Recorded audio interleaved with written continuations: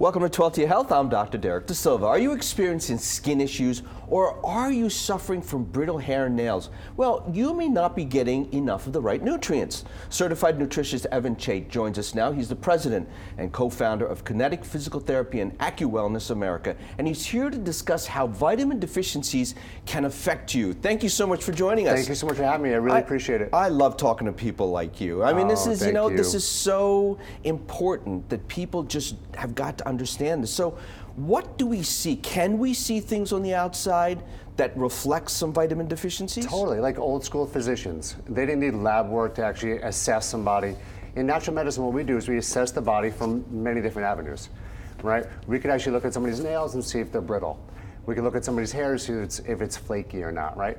We could also ask symptoms, like ask for your symptoms. What are some of the issues or challenges you have?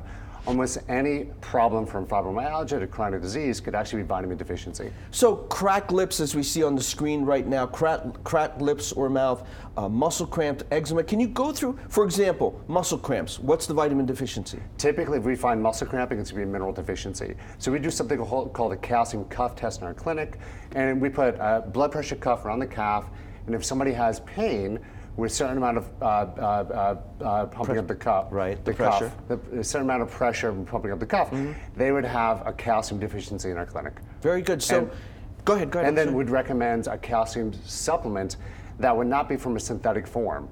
Like calcium, most calcium on the marketplace, 99% of it is calcium carbonate, which is a synthetic form of calcium. It's very tough to digest an oyster shell, isn't it? It is. It is. Very difficult. So what are some of the good sources of calcium as far as our food goes? I'm a huge fan of calcium lactate. Okay. All right, calcium lactate has two conversions to become calcium bicarbonate in the body. Okay. I also like silica. Silica for bone density is really, really good for you.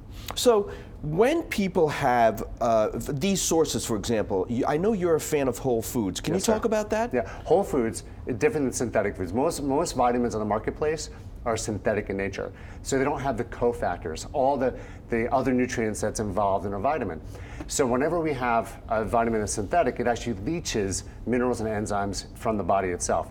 Whole foods don't do that. They come from real sources. Better to get it from nature than from another source. Correct. Absolutely. Correct. Hey, thank you so much for joining us. Pleasure to have you here with us. And by the way, folks, if you have any health questions you'd like to ask, please email them to me at 12thehealth@news12.com or head over to my Facebook page and you can post your question there. Once again, thank you so much for joining us here today. Here's a look at this week's Community Health Calendar.